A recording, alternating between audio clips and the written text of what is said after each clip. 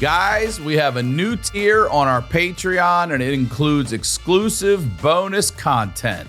Listen up.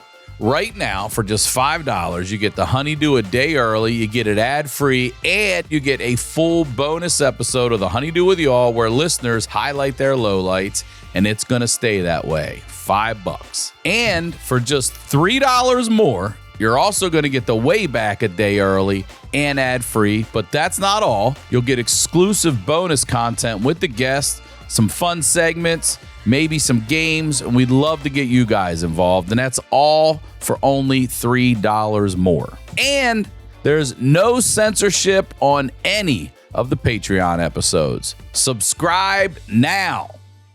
The Honeydew with Ryan Sickler.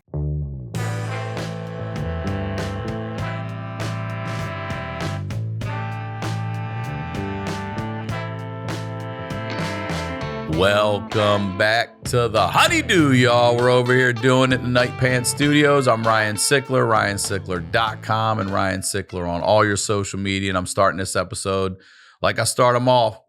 First of all, this is our first episode of the new year, so happy 2025 to everybody. And thank you. Thank you for supporting this show. Thank you for supporting anything I do. I don't care what it is. I don't care if you're just telling someone about a show, buying a shirt, whatever it is. Thank you for your support. And if you got to have more, then you got to check out our Patreon, all right? The show over there is called The Honeydew with You All. It's this show with you all, and it is the wildest shit you're ever going to hear. It's worth every penny. It's $5 a month. We've never raised it. So if you or someone you know has a story that has to be heard, please submit it to honeydewpodcast@gmail.com. If you're still on the fence, go watch the best of episodes that we release for free so you can get a taste of what the Honeydew is all about. Honeydew with Y'all is all about. And we have a new tier on the Patreon now where you get the Wayback a day early, you get it ad-free, censor-free, and you get exclusive bonus content over there. All right, so go check it out. That's the biz. You guys know what we're doing over here. We highlight the lowlights. I always say these are the stories behind the storytellers. And I am very excited to have this guest back on the Honeydew. Ladies and gentlemen, please welcome Nick Swardson. Welcome back to the Honeydew, Nick Swardson. Let them see it, bro. Close it up again and let them see it again. Hi, everybody. Thanks for having me back, Ryan. Dude, thank you for being back. Yes, Swardson. good to be back. You look good. Thank you very much. Happy New Year. You look healthy. You look Happy New Year to you. You look really fucking good, dude. Thanks, I'm happy man. for you. Thank you. We're going to talk about some stuff today, but before we do, please promote everything you'd like. I quit. I have nothing to promote anymore. Can you wait for that day though, where you're like, I don't have to. I swear to God, during COVID, I was like, I think I'm done. I was just like, I've done it for 30 years. How long have you been doing it now? This 25, yeah. 26. It's crazy when you do it that long. Yeah. You're just like, God, I can't wait to just go like, I don't know. But I love it so much. Yeah, so I wouldn't know what else to do. Yeah. I mean, I'm not going to go to medical school or just. Are you on the road right now? Yeah. Do you have dates? Yeah, I toured my tour, Toilet Head.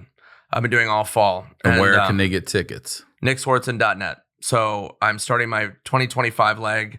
I got about a dozen theaters left, and then picking up some clubs to fill some holes in that I missed. Houston, Texas. You know when cities get mad when it's all routing. People don't know, like, you're just trying to like, okay, I'll do Dallas, blah, blah, blah. And like the venues sometimes aren't available. And then people get mad. So like Houston, St. Louis, I'm picking up a club in St. Louis, and people like they take a personal offense. It's not personal. Like, why aren't you coming to St. Louis, yeah, Nick? They're like, hey, what's up, dude? Because the venue that I need isn't available when I can do it, and vice versa. Yeah, like you try to make it work. You try to make it make sense. It's like, yeah, I'll be there, North Korea, at some point. North Korea. At some point, I'll hit the Laugh Factory there. But yeah, no, people get mad. Get death threats from North Korea. Jesus, they need to laugh. I get it, man. Fuck. I wonder what that first set would be like. The first comic in North Korea. It's either going to be fantastic I think or it's the worst gonna go thing south. ever. Yeah. I think it's going to go. It's going to go South Korea, bro. Yeah. But yeah, so I'm touring until May, and then I'm hopefully going to be filming 2 movies. Oh, yeah? Yeah. All right. Good job, bro. Eat, Pray, Love 3. Yeah, we skipped 2 and go right into 3. Yep. So look, I know we preempt these and we talk about what we're going to talk about before often, but I I'm interested to talk about this because you'd said your father passed away, and it's something that you did want to talk about. So let's go back quickly because you're a Minnesota kid. Yeah. What does your dad do for a living? What was, what was his job? What did he do? My dad was Carrot Top. Yeah. Carrot Top Yeah. still. Sad. The Carrot Top now is not real. No, my dad was, he was like a businessman. He worked at kind of an this kind of company called Controlled Data, and it was very 9 to 5. And he wasn't happy, and I didn't really realize that until I got older. And he just didn't like the corporate world, and so he made bad business decisions, was miserable, went bankrupt. Not like we had a lot of money, but he went bankrupt. And then he just he wanted to be a writer, start writing, but it wasn't sustainable for our family. So my mom took me, and my brother and sister were off at school. So she left him in the middle of the day. I remember I was 13. And your brother and sister are old enough that they're in college? Yeah, they're in college. Okay. So I'm 13, and I come home, and my mom, there's furniture on the front lawn of our house. And I go, what's going on? And she goes, we're leaving. And I go, what do you mean? She goes, I'm leaving your dad. I got an apartment like a mile away. And I'm like, what? This is being dropped on you right when you walk home from school? And so, I knew things were bad, but I didn't realize it was like, peace out. So like my uncles and everything were helping us move. And so we just left my dad. He had to sell the house, and he moved into a tiny apartment, but became a writer. And did he become much happier? Yeah, he was way happy. So it's interesting. Yeah, so it was cool. But so he's just doing this job to take care of his family at first, and he's miserable. And he just hated it. And then he became a writer, and he became really not successful in like being super lucrative, you know what I mean? But like he wrote for the city pages in the Twin Cities of Minnesota. So newspaper, that's what I want to ask you. What sort of writing's he doing? Yeah, so he did like editorials, and he did he started gravitating towards exposing shit like his penis. No, I'm kidding. No, he started doing like undercover exposing stuff. So he'd be like that. What's your dad's name? Roger. Ask Roger or whatever. Or Roger reports, and he'd go and. You ever see those local ones they do them here where they like expose a business for frauding this dude over here and shit like that? He's doing that kind of stuff. But he did a story about the U.S. Postal Service and how they were mistreating their employees. So he went on a whole thing about the working poor and exposing people that abuse the working poor. So he went undercover at the fucking post office for like a year as a postman in like the warehouses and stuff as a worker. And made no money, but like wrote this whole story, and it got picked up. And well, don't you remember? It was amazing back then. Like people coined the term "you're going postal."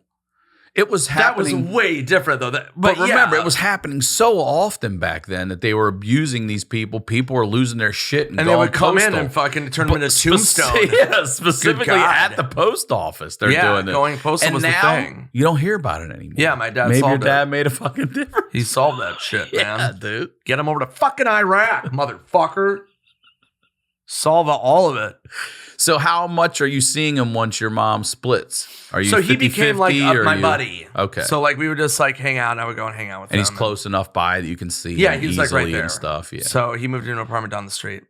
So which was weird because it was like, it's important for parents to continue to be a parental figure.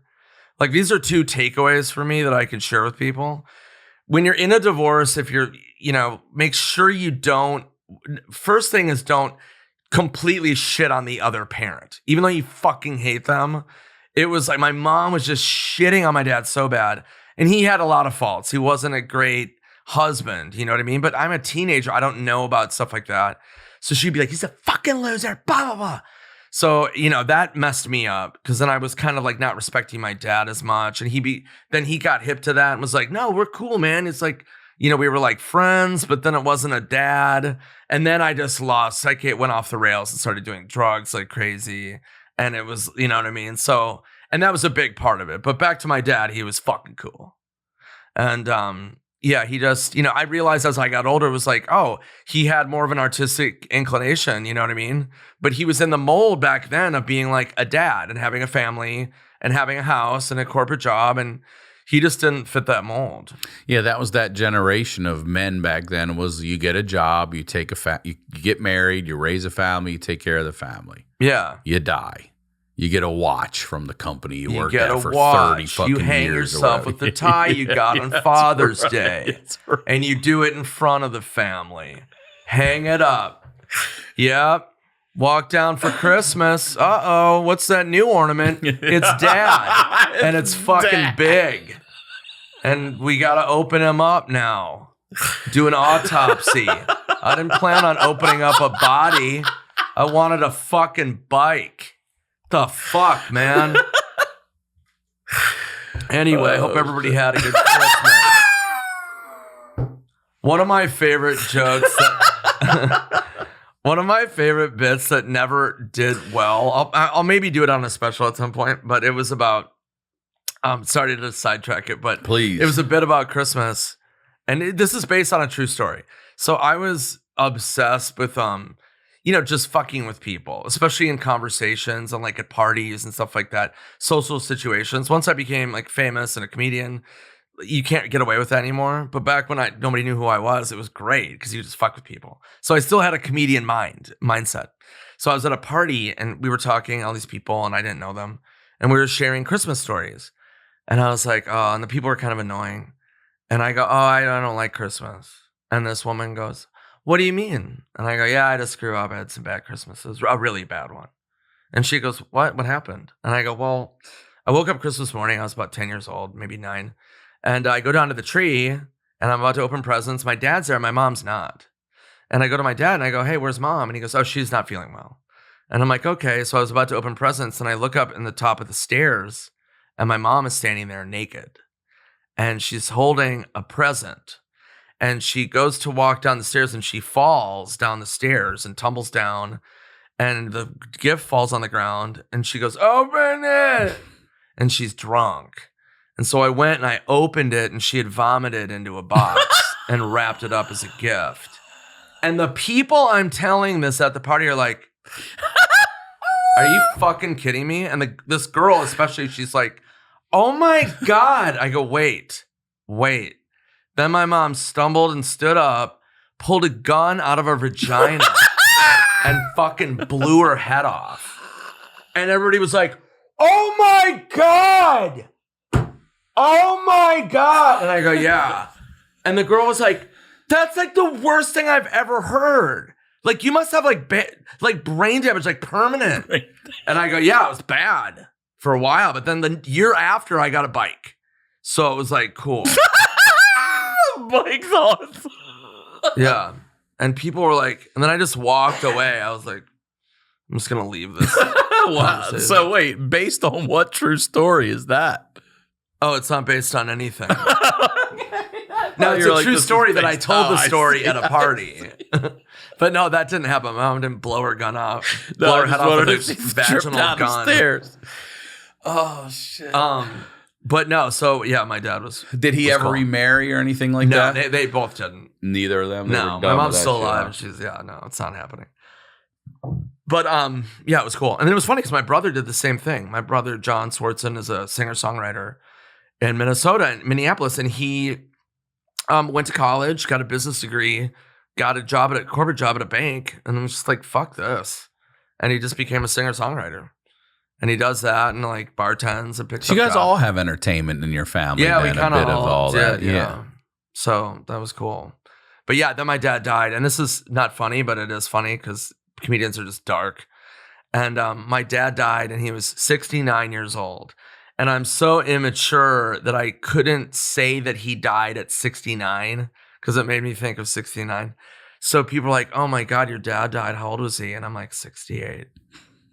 And they're like, really? And I'm like, yeah. And I just felt so stupid that I'm that fucking immature that I can't just give an accurate date of when he died. You know what I mean? I had to say 68 because I didn't want to say 69. Yeah, he died on purpose. Fucking, yeah, and I was 69 and God, or I don't know, whatever the fuck. What, was it sudden or did you know it was coming? Was this something that you was expecting? No, this sucks too. So he died of a rare brain aneurysm. Really, really rare. I can't remember how it's pronounced. And so I'm in the hospital with my brother, and my dad's like basically in a coma. And the doctor's like, yeah, we're probably gonna have to pull the plug. It's obviously your choice. He's, the doctor wasn't like, I'm gonna fucking pull it. I don't know when. I don't even know if I'm gonna tell you. No, he's like, we're gonna have to, whatever. So I'm like, okay. And he goes, oh, this is real. He goes, just kind of a side note, this brain aneurysm is possibly hereditary. That's what I hate to say. I was going to ask you. Yeah, and I go, great. You couldn't have said that. You know what I mean? Like, now I'm not trusting a hangover. Yeah. Or if I eat ice cream too fast or whatever the fuck happens. It's just like, So it's horrifying. But me and my brother were like, Jesus Christ. How old were you when he passed? I was 22. Had you started comedy? Oh yeah, I started when I was 18. Did he get to see you perform? He got to see like kind of where it started to go, So that was cool. But he didn't like get to meet Sandler. He didn't really get to see the films really. But he got to see more than open mics and things like that. Yeah. You just farting around. He knew I got the Aspen Comedy Festival. Okay, great. He knew like I was making moves. Would he go see you at like Acme or any places yeah, like that? Totally. Acme Comedy Company, my home club, Minneapolis. Very cool. It's a great club. But yeah, and this is a funny thing too, is parents, parents fight over their kids a lot over whatever. But when I started doing comedy, my mom was like, oh no, you're still going to college, even though we didn't have money or grades or anything. And she was like, no, you're still going to college. I'm like, okay, whatever. And my dad's like, well, do whatever the fuck you want.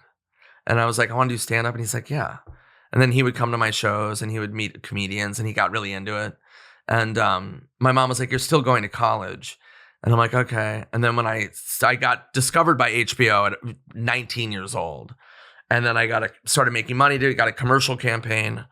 And then my mom was like, oh, no, you don't need college. And then was like, totally. Really? She did. And then she outlived my dad now. And so now she takes all the credit because he's dead. So he can't say anything. So I hope he haunts her.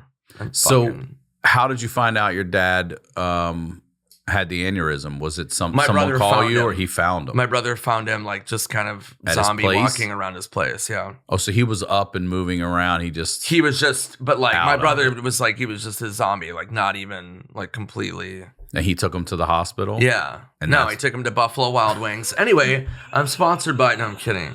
Yeah, he took him to the fucking hospital. And then that's he took him to a Walking Dead audition. He brought him into the room and was like, I've got a guy. That'd be great. You don't need to do anything. That's how I would want my dad to do. The Walking Dad. When they take him to the hospital. Now, The Walking Dad. It's dead fucking stroke dads. This is when they find out that he's got the problem. Like there was nothing leading up to that. That's what I'm asking you. Nothing. No, just one day, boom, he's a zombie. Yeah. And then you take him to the hospital and like, this is what's going on. How much time do you have with him after that? Is this something that happened pretty quick? It gets even worse. So he so then he comes out of it kind of, and he just has like damage. You know what I mean? He's got brain damage. Slowed. And, yeah, he's slowed down. His memory's shoddy. And he lives in like a halfway house. But can he walk and take care of himself? Things like that? He barely. Mm-hmm. You know what I mean? I mean, it was an assisted living. And, he had his own apartment, but it was assisted living.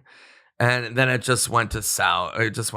He stayed there, though. He stayed there for a minute, and then he had to go to the hospital. He got another stroke, and then he had to go to the hospital again. How long? So this went over the span of like all in about 3 years. 3 years. Yeah. And you just watched him get worse. Yeah. And then also, I might have this in my head. Yeah. Then I'm living with, well, this might make an appearance. And, especially like, being a drinker. I mean, I'm not as much as I used to be, but being a big drinker, it's like, nobody could tell if I was having a stroke because I was fucking hammered. You know what I mean? Yeah.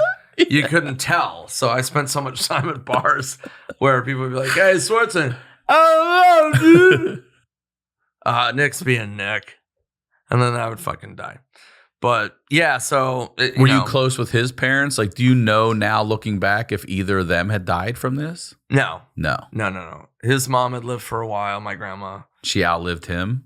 Yeah, she lived to be like almost 90. Now, this grandma, was this who you were closest with of your grandmoms? I was close with my dad's mom, but I was really, really close with my mom's grandma. That's grandma. And that was the foundation of a lot of my early jokes about grandma lifting the milk, Nicholas which is with so the milk. funny. I love it. For people who don't know who I am, or people who know me recently, one of my first Comedy Central specials, I believe it was 2000, I had some jokes about my grandma and about how, I don't want to paraphrase my own material, but you can check it out at Comedy Central Half Hour. But it was about how, and it was based on a true thing where I was with her in the kitchen and there was a gallon of milk and she couldn't lift it. And I'm like, it's great hanging out with old people because you feel like a superhero. So my grandma would be like, I need help with this gallon of milk. And I'd be like, this gallon right here. And I would lift it over my head. And she'd be like, Nicholas. She like couldn't believe it. She wasn't Adam Sandler. I don't know why I did that. Nicholas. But yeah, she would be blown away. So yeah, she was one of my first jokes. And then my grandma, then it goes back to, they would fight over which grandma that joke was about. Oh, really? So yeah, so it was funny because my dad's mom would be like, that's about me. And I would fucking hit her. Just right in the labia. Yeah. Yeah. No, but grandmas are great. I miss both of them very much. Yeah. And then that's how I got involved with the movie Grandma's Boy. So Adam Sandler was sitting in his bed with his wife watching Comedy Central, and that special came on with my grandma jokes.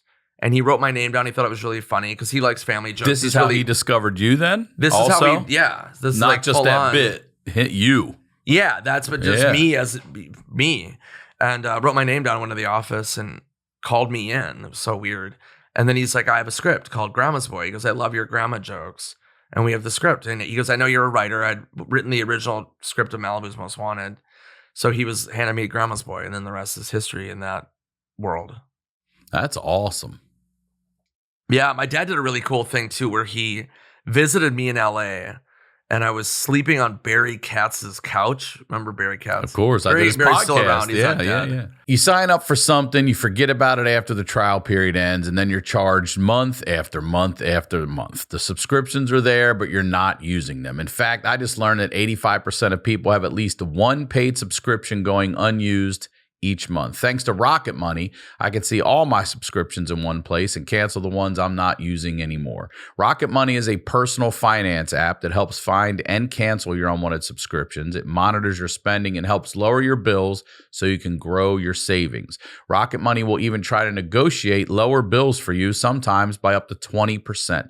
They automatically scan your bills to find opportunities to save. Then you can ask them to negotiate for you. They'll deal with customer service so you don't have to.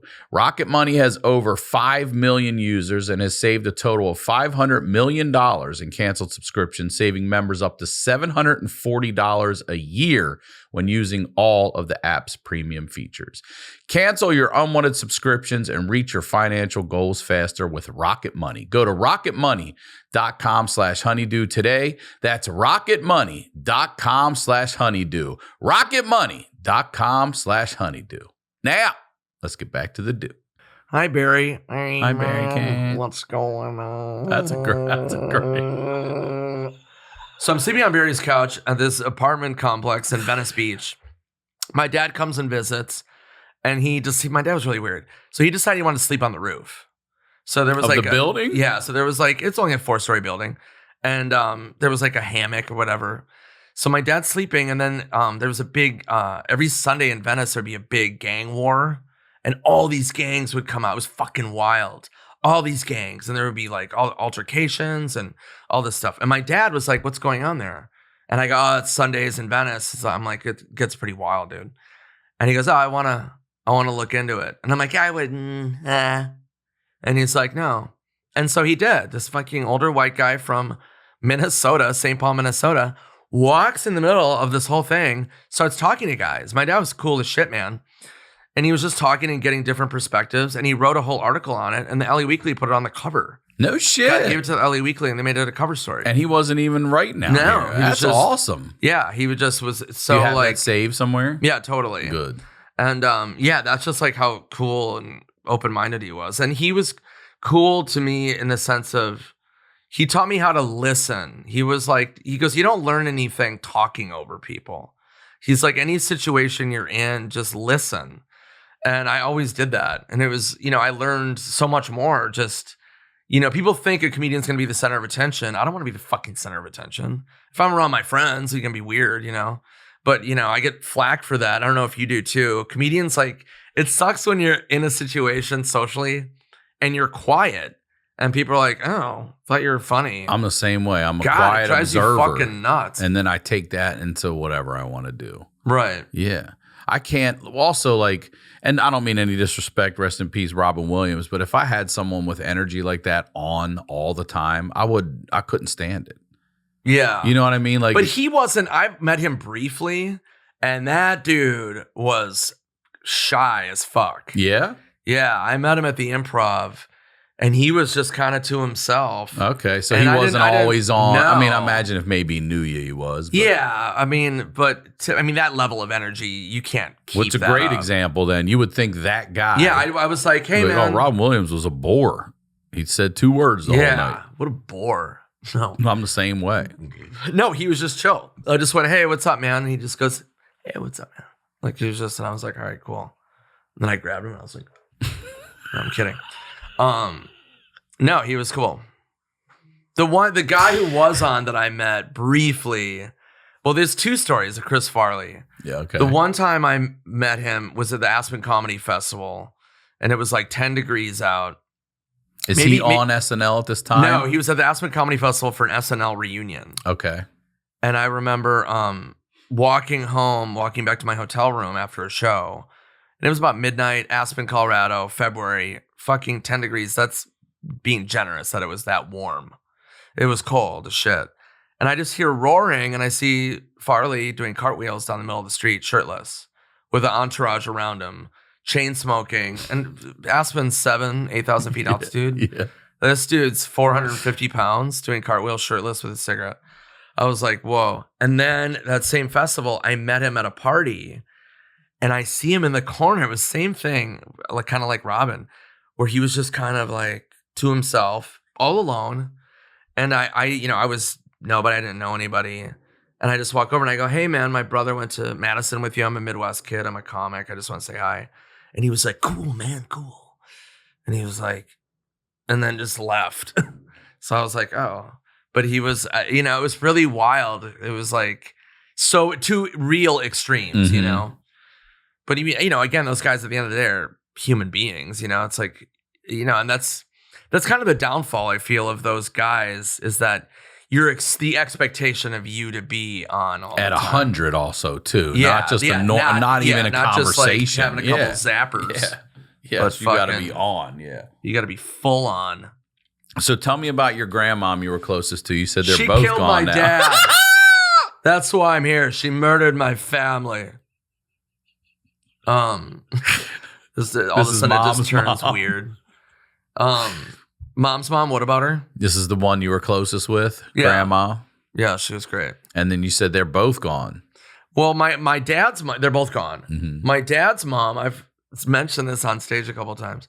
My dad's mom went and saw Grandma's Boy in the theater. Oh, yeah? So her nurse brought her in her wheelchair. It's a true story. No. And I heard about, my mom goes, we have a situation. And I go, what do you mean? She goes, Grandma went to go see Grandma's Boy in the theater. And I was like, who fucking told her to do that? Like, how'd she even hear about it? She goes, she saw it in the newspaper. There was an ad and it said, co-written by Nick Swardson. So my grandma's like, oh, Nicholas wrote a movie about me. Like she thought it was going to be a sweet story. So my nurse took her in her wheelchair and my grandma walked out of the movie. Walked out of the movie. Rolled in and walked out. Yeah. So I've told this story. And yeah, pretty great. And then she wrote me a 3-page letter. A 3-page letter saying I was going to hell. So I've got that going for me. Fucking great, bro. So do you know how long she made it before she was like, fuck this? Yeah, I asked the nurse. I called the nurse and I go, at what point did she realize? What was it? And it was when the guy started jerking off to the doll. Yeah. Your grandma was like, I'm done. My grandma went, Deuces. Wrote a movie about me. She said, yeah. She's like, oh no, that's not. I like that when Rob Schneider threw the bong or anything. That is so good. Man. Yeah, it's a true story. That's but wrote me a fucking 3-page letter saying I'm going to hell, like a detailed thing. Letter. And then I showed my dad and my mom, and they got mad at her and yelled at her. And then she wrote another one apologizing. And oh, that's too good, dude. yeah, it's real, dude. That's too good. How did she pass away? She fucking put a doll in her pussy. She jerked off with a doll. She's like, fuck it. This is what he thinks of me. I'm going out in a fucking blaze. Oh God, dude. No, she died. Oh man. Yeah, she was old. She And died. your mom's mom also like lived to be an old age, or Yeah, they both lived really old. Both grandfathers are dead. what was it about your mom's mom that made you? Because we had the same thing. There was grandma, which is my mom's mom, but then Right. there was grandma, that was my dad's mom. That was really grandma. It was grandma and Grandma DeVito. You know what I mean? There was grandma like that. So what was it about her? My dad's mom was out of town. I mean, she lived in Arkansas. Oh, she didn't live there. Okay. No, so But your she, mom's mom was close? she was close by. I see. So, yeah, my mom's mom was really sweet. She was cool. So I remember one of my favorite moments of her is at my sister's wedding, and I went through a White Russian phase where I was drinking White Russians. Mm-hmm. Like I love Big Lebowski, Mm-hmm. and I was so into White Russians, and so I Were you cream or milk? I White was Russian. malleable. I could go Oh, either you didn't way. care. Okay. Yeah, Just a the splash vodka of was something really white. important. I figured. Yeah, I figured. But yeah, cream or milk. But so I was making a White Russian at the condo at the wedding or whatever after the wedding, and I made it really stiff, you know. And I'm drinking it, and my grandma goes, "What is that?" And I go, "It's White Russian." And she goes, "Oh, let me have a sip. I love those." And she took a sip. And she goes like, "Oh, that's good." She goes, "Can you make me one?" And I go, "Yeah." And so I made her one that was really light. You know, it was like that much vodka and like the rest, you know, whatever, Kahlua. And so I gave it to her and she takes a sip. She goes, "What is this?" And I go, "It's a White Russian." She goes, no, make it like yours." And I was like, "Oh, yeah." And I felt like such a fucking idiot. It's like, yeah, she's went through World War II. Seriously. My grandfather got his leg shot off over Nazi Germany and fucking came home with one leg and a Purple Heart. Is that right? Yeah. And I'm Did sitting he? here, diluting her fucking drink like a pussy asshole. God, fuck me. Old lady. I hope I get by a doll. Yeah. That was amazing. My God, dude. She just had the look on her face. I'll never forget. What is this? No. No. Yeah. You have more stories up here on a list that I'm looking at over your shoulder. I'm just going to pick this one here. Just let's hear about this travel lodge story. Let's shift gears and go to that. Oh yeah. So doing the road is just funny. This is a side story because it just happened. But you know, I'm promoting this tour and I don't have a podcast. I don't have. Why don't you? I like doing these. You know what I mean? Fair enough. But like, you know, I don't have a lot of Netflix specials or anything. So it's like, I just, all my stuff is on Instagram. So I'm just like promoting so it's real Nick Swardson. And I just, you know, promoting my dates. I'm not on Facebook. I'm not fucking anything. So, you know, I got a show in Boston. I've done Boston forever. Like it's one of my favorite comedy towns. It's one of the best comedy towns. So I'm going like Boston, you know, whatever the date was, in November. And then people were like, my friends from Boston were like, "No, you're in Medford." And I go, "Oh yeah, but it's Boston." And they were like, "Yeah, but it's like right outside." And I go, "Well, how far?" And they're like 10 minutes. And I go, "Okay, but it's Boston. Like that'll catch people's attention."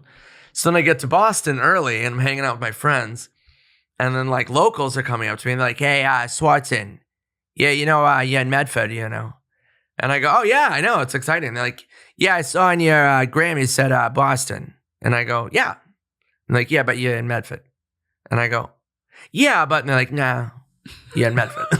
And I'm asking my Boston friends, like, "Yeah, I mean, technically you're in Medford." I'm like, "Yeah, but I mean, it's fucking right there." And they're like, "Yeah, but people like they won't, like sometimes they won't drive that far." 10 minutes. Yeah, and I'm like, "Fucking really?" And then I went back on my social media. But there were a handful of places like that where I would just put it under the umbrella where it was like kind of close. Yeah, the major like city. Live Nation would give me the dates, and they were like, "Here's Boston." Like Pittsburgh, I did Munhall. Like that's where they technically it was, but they were kind of cool about it. They were like, "Yeah, it's Pittsburgh, whatever." But it's the Boston suburbs. Yeah, but like it was just it was so Boston. It was just like, yeah, but it's fucking Medford, pal. You fucking come here and you fucking throw that shit at us. We'll fuck you up, man. Where's your mother live? Where's your mother live? I was laughing with my friend Bob Marley, who's a comedian. Yeah, I know. I remember Bob's Bob. great. Yeah, So funny. Bob lives in New England with his family. Great comic, but he's local. And I was telling him the story, and he was laughing so hard. He's like, "Oh yeah." But yeah, like my Chicago play, I couldn't get the Chicago Theater, one of my favorites, and I did a casino right over the border in Gary, Indiana, and it was right over the border. And I kept promoting it as Chicago, and people are like, "Bro, it's not." And I'm like, "Yeah, but it's like 15, 20 minutes, maybe, without traffic." And they're like, "Yeah, no." I'm like, "Fuck." So I'm doing the Chicago Improv, which again is Schaumburg, but that's a date I picked up. So Schaumburg, and I'll probably get shit for that if I promote it as Chicago. You will. I know. Tell me about you Travelodge. fucking do your best. Fuck. It's not easy, man. Damn it. Travelodge. So I would go to Vegas every year.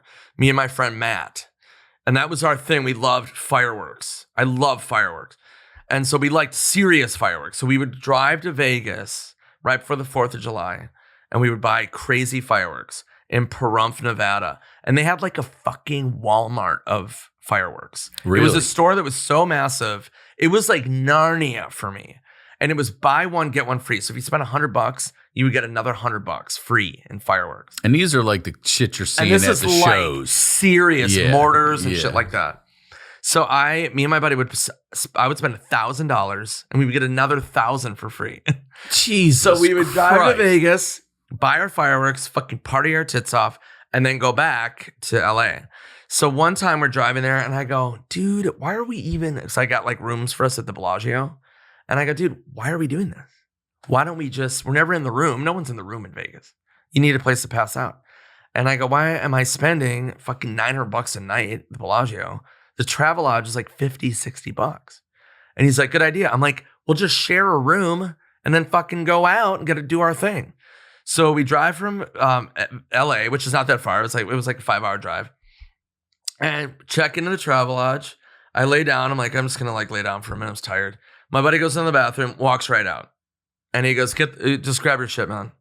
And I go, what do you mean? And he goes, just no more questions. Just grab your shit. Let's go. And I go, so we just drove here, dude. Like, what are you talking about? He goes, okay, go into the bathroom. And I go, what? Fine. And I go in the bathroom. There's diarrhea all over the wall. All over the wall. Like somebody just took a fucking water balloon of shit and just won a Cy Young Award against the wall. I mean, good Lord. Oh, fuck. And, my buddy walked in and out, so it wasn't my friend. He was right there.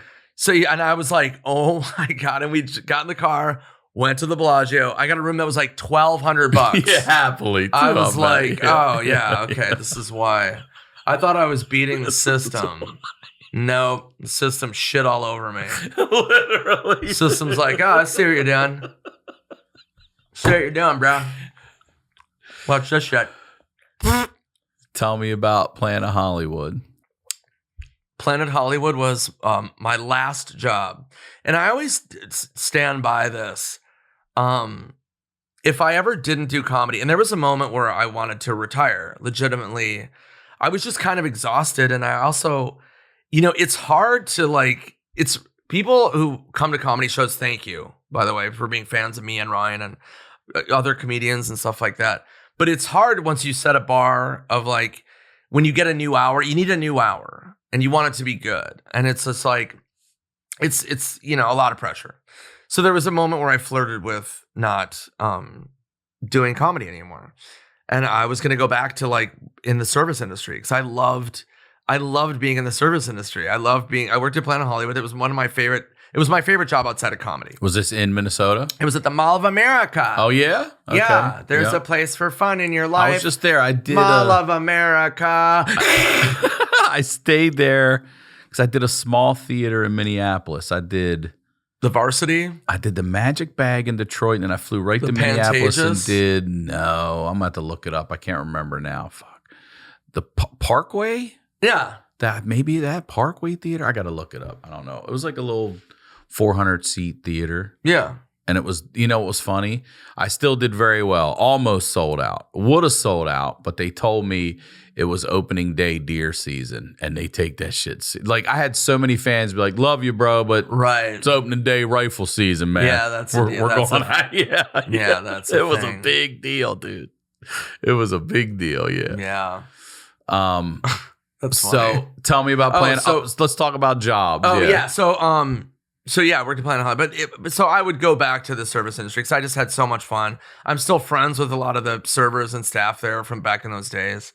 And, it's almost like you're a stand-up. The personalities of Planet Hollywood, some of the funniest people I've ever met were servers at Planet Hollywood. Mm-hmm. So anyway, I was a busboy there and I loved it. And then this is one story, but when I started stand-up, I was like, I didn't go to college, obviously. Like I said, I didn't have any money or anything. So I was like, I'll try stand-up. And I sat at the Acme Comedy lobby at the comedy company. And I was going to do the open mic. And you get 3 minutes. And I had a little journal. And I wrote down, I'm about to do stand-up. And someday maybe I'll be on the wall at Planet Hollywood. And then cut to my movie Bucky Larson came out where I was the star. And then the Planet Hollywood in Times Square, New York. Immortalized my hands and my signature and my picture and everything. So that was really cool. That was a full circle kind of thing where, like, as a throwaway, I just wrote, maybe someday I'll be on the wall. You just gave me a flashback. Dude, first of all, that's awesome. And second of all, I want to actually thank you because one of the highlights of my career, and I've been lucky to have a few, was a table read for Bucky Larson. Yeah, that's right. I was part of your table read. Yeah, that's right. And at the table read, it was Kurt Russell. Yeah. It was Leguizamo there? John Leguizamo? I feel like he was at least at the table. I don't think John was there. Or Turturro. It was Turturro. Nick Turturro. Nick Turturro was there. But there was somebody else that was a legend that was there too that didn't end up being in it either. And I was just like, Jesus Christ. And it was so much fucking fun. Yeah, it was to watch these people, like Kurt Russell pissing himself at this stuff. Yeah. But also inspiring to see a guy like Kurt Russell who doesn't need to be. Yeah. You know what I mean? That's Kurt fucking Russell. You got the part. You don't need to be. I mean, he's still there for something he doesn't end up getting or doing anyway. Yeah. Whatever the conflict was. Who ended up becoming him? Don Johnson. Oh, it was Don Johnson. Who was phenomenal. Yeah. He was incredible. Yeah. But yeah, no, I remember that. Mm-hmm. Yeah, that was great. That was so much fun. Table reads dude. are so weird too because you're but essentially that was the most comfortable because you've got all the people Sandler's sitting there. around. I mean, everyone. Yeah. It was Sandler's idea. Incredible. That movie. But incredible. Yeah, it's a lot of pressure though. Table so reads. Jobs before you said you got fired from all of them. Were you just fucking around or you just? I just didn't take anything seriously. Nothing. So Planet Hollywood, you had like a 3-strike system. But you liked this job. You did loved like that. it. Okay. So like, and then there was a comedy club in the Mall of America. So like when I started, when I was House of working Comedy. it was called Knuckleheads. Okay. Back in the day. This is 1995. Same upstairs. Same upstairs, Yeah. but not the same Got venue. But so I would do Planet Hollywood, and then I would go at night or after my shift, and I would do the open mic at Knuckleheads. Oh, that's how you got started? Yeah. Okay. So I did start at Acme, and then Knuckleheads was the first one to actually hire me as an MC. But yeah, so Planet Hollywood, and then I got fired. So they would have a 3-strike system. So if you fucked up, if your uniform was wrong, if but 3 strikes and you're out, obviously. And there was a point where one of the head waiters was talking to the GM, and he's like, "Hey, what the fuck?" And the GM's like, "What?" And he goes, "Look at Swardson. Look at his uniform. It's filthy. Look at his shoes. He looks like a homeless person." And he goes, "How many fucking strikes does this dude get?" And he goes, "He's like on like 10. And I think somebody goes, "No, it's like 12. And the GM goes, "Yeah, but Nick's fucking hilarious." And he's like, "Whatever." He's like all fucking pissed off. But like I should have. And then finally they had to like let me. They were like, Jesus Christ. We just can't keep doing it for you. Yeah, I took the fucking Knight Rider car off the wall and drove it through the restaurant. I killed like 200 people. It was pretty bad. A lot of people died, but it was fine. It was Knight Rider car, you know what I'm saying? I wore Schwarzenegger's Terminator outfit. I put all the shit on from the fucking wall. Did you ever put shit on? Did you ever get stuff that was coming in yet? No. Before they put it up, though, you know, you see it coming in or anything. Like, oh, that's Gene Simmons' fucking bat wings, you know, fly around. Gene Simmons Batman audition. Went horribly wrong. What was your first job? I was fucking horrible at every job. My first job was at paper route. Bicycle? Yeah. Mm-hmm. And then I just was like lazy and my dad would drive me. And I'd like jump out of the car. So lame. But yeah, I was bad. I'd throw the paper all over the place. And like houses would trap squirrels and raccoons and animals to keep them away. And I would let them out and shit. Oh, I love animals, yeah. You run around and let them. Yeah, totally. I was fired. I was just fired all the time. That's hilarious. Yeah, I was like a little Robin Hood, just saving all the poor animals. Yeah, I was. Yeah. What was it about that you liked about the service industry? You think if you weren't a comedian, you'd have stayed in something like that? I would say if I wasn't or be a teacher. Really? Yeah, because like you got an audience, not a hard teacher. I see what you mean. Where like I'm not going to teach fucking calculus or some shit. Like third grade's pretty solid. I think I could handle that. Look like a genius. You would be a great elementary school teacher. It'd be you fun really as would. shit, man. You would. That would be cool. But I almost quit. I remember. God, it was pre-COVID, and my buddy Alan is a bar owner in LA. And he owned a bar in Hawaii on Maui. And he was like, I opened a bar and I got a house, sick house. You know, I know you come to Hawaii a lot. You know, if you ever are there, you can crash with me. And I go, can I work at the bar? And he goes, what do you mean? And this is around when I turned 40. I'm 48 right now. And he goes, what do you mean? I go, can you get me a job as a bartender? I go, I would love to do that. That sounds like a blast. And he goes, yeah, sure. And I go, okay, cool. So I called my fucking agent and my manager and I go, hey, I think I'm done. And he goes, what do you mean? And I go, well, I mean, I did it. You know, I had my own TV show. I was on hit TV shows. I've done movies. I've done everything. I've got platinum albums. I mean, fucking great. It's great. What a fun ride. And I go, I'm out. I'm going to go be a bartender in Maui. And my manager goes, no. That's the dumbest fucking thing I've ever heard. And I go, what do you mean? It sounds amazing. He goes, yeah, when you're 60 or 60, you retire and be a bartender. You're fucking 40. And I think I told Sandler that, and Sandler was like, no. Everyone's like, what are you talking about? And other comedians were like, what? But whatever. So long story short, I called my buddy back. And I was like, yeah, it turns out, yeah, I can't. And he was like, yeah, even I was like, that'd be really cool to have Nick Swardson be my bartender. That would be great press. But he's like, yeah, I don't want you to quit just as a fan. He's like, so that was funny. That was the closest I came to stepping away from the business. But yeah, I mean, I would love to be a bartender. I think you will do that when you get older? I think it'd be great. I would love to open up my own bar, like a really good. You think you could Sam Malone it and be totally, like stay on the straight and narrow while you're in there, though? I mean, he was always drinking seltzer water or soda water. Oh, yeah, he was a recovering alcoholic. Yeah, that's right. Yeah. Yeah, totally. Yeah. I mean, I haven't drank right now.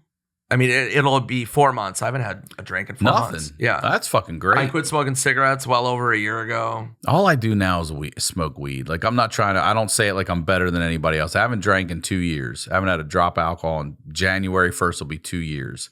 And I've smoked a small forest, but I don't miss the after effects of what drinking would do to me. Yeah. You know, the hangovers are just, especially as you get older, you can't bounce back from that shit like you did in your 20s. It'll fuck you up for a couple days. Yeah. I'd be slow for a minute. Like, I could really feel it. You know? And mentally, it's just, you're just off. Mm-hmm. And it, like, right now, like, this tour's been amazing. I've got my special that I released over the summer is called Make Joke from Face on YouTube. So that's on YouTube, and it's also on Amazon. And then this is a whole new hour, Toilet Head, nickswardson.net. I've got the Midwest coming up and then East Coast, DC and New York. Is addiction something that like runs in your family? You talk about being a genetic brain aneurysm, but I know that people have the gene for that. Is that something your parents or both my grandparents? grandfathers were big granddads drinkers. were? Yeah, but like I have a weird thing. But your where, mom and dad weren't in the house or anything like that? No. They were never smokers? Were they smokers? My dad was. Yeah, in the house? Yeah. Yeah. Yeah, he smoked in the house and in the car. Mm-hmm. But, you know, it's like being older. It's like growing up in the 70s and 80s. There was no fucking rules. Nobody gave a shit. Like when I look on Instagram and like kids getting hurt, like that's an account on Instagram. Oh, and it was just like, that was just constant when I was growing up. Yes. It was like all the time. Yes. And then comments, the same thing with like animals when like, you know, cats do something fucking weird and they're filmed, you know, trying to jump across and like eat shit. And people are like, oh my God, this is not funny. And it's like, they're animals and kids, you know what I mean? I mean, sometimes it's like, you know, why are you filming this when they're clearly about to get hurt? But sometimes it's just like, that's what happens. And that's like what growing up was like, holy fuck. I don't know how we got to that from, oh yeah, my dad smoking. But no, like me with drinking is I just really loved it. You know what I mean? I just had a blast. I mean, people can attest to that have met me on the road. I mean, I really like love drinking. Do you know how many people I know that would come up to me and be like, this is years ago, back when you were drinking, be like, I was in Barney's Beanery this week. I'm like, you see Nick Swardson? Like, yes, I was about to tell you. I'm like, that was his spot forever. I drank there forever. Drank there all the time. Day drinking, all the time. You were always there for football. Always there for football. Was that your spot to go watch the Vikings? Yeah, because they have multiple TVs. Yeah. You know what I mean? And you lived close. Were you walking distance? Yeah, I was like 2 blocks away living there. And then, but they had the package. You could watch any game. I mean, dude, the guys would come in from like France and be like, do you have the France Belgium game? And they'd be like, oh yeah. And they put it on a TV. Like they had everything. It was great. I mean, it's still there. But yeah, I really like drinking was just so fun. It was great, man. I mean, I like going on a good bender because I would never do drugs. I've done drugs, but I wasn't one of those people that would get in fights or get weird, arrested. Yeah. Or like drinking, driving, and no, like all that stuff's terrible. I would just drink and like have fun. What man, I can like hang out at bars. That's the weird thing. I think that was my point. It's like I still hang out at bars all the time. Like I can hang out at bars and all night for, you know, not drink at all, not even think about it, not even want to. Like, and that's weird. That's a really rare thing for drinkers because, you know, there's people that I've met that like can't even walk past a bar or see a beer bottle or an empty glass of wine without getting like panicky. I'm lucky. I'm a guy that could drink half a beer or walk away from it. I've had plenty of people on this show that say, no, if I start drinking, I will drink 20 of them. Right. It's not a 2-3 thing for me because I can't. I have a problem and I'm going as far as I can go. I get that. I totally get that. I mean, I've been there where it's like, if I'm going to drink, I'm going to drink. You know what I mean? I want to wrap this up because we got to get you out of here. Okay. But we didn't get to talk about what did I do? something. What did I do wrong? I want to talk about what they did for you at Planet Hollywood. We didn't talk about the full circle. What do you mean? Didn't you get your hands? Yeah, I thought I mentioned that. Did you? Yeah, Bucky Larson. When I did Bucky Larson in New York. I think I interrupted you and told you about my moment. That's on you. I'm out. No ending. My moment of your table read. So wait, even if you did, say it again. Okay. We'll go back in the I think edit. I interrupted you. So I was at Acme Comedy Company, my home club, in the lobby, and I wrote, someday hopefully I'll be on the wall of Planet Hollywood. Then when Bucky Larson came out, and it was my starring movie with Sony that me and Sandler wrote, and then Planet Hollywood in Times Square in New York immortalized my hands in cement and my signature and my picture on the wall. Yeah, I think I stole your thunder. I'm sorry. That's fine. That's fucking great, we though. can all Is it still forgive there? I don't think I Planet don't know if Hollywood's Planet still there. Hollywood's still- So yeah, I think that's why they did it. They're like, this shit's about to get torn down. We know. Let's we're immortalize. going back around. Well, you Rob Schneider's kindergarten teacher? Yeah, we'll put your hands on the fucking cement. Carrot Top's mailman? Yeah, go for it. Sign the wall. This was great, dude. I love you. Thank you so much. I love you. For Thank you doing very this. much. Right there again, promote your special, your Instagram, your tour. All Real of Nick it. Swardson. Real Nick Swardson at Instagram. NickSwardson.net for tour dates. Make Joke from Face on YouTube now. But whole new hour, Toilet Head, coming There it soon. is. Thank you, brother. Thank you. As always, Ryan Sickler on all your social media, ryansickler.com. We'll talk to y'all next week.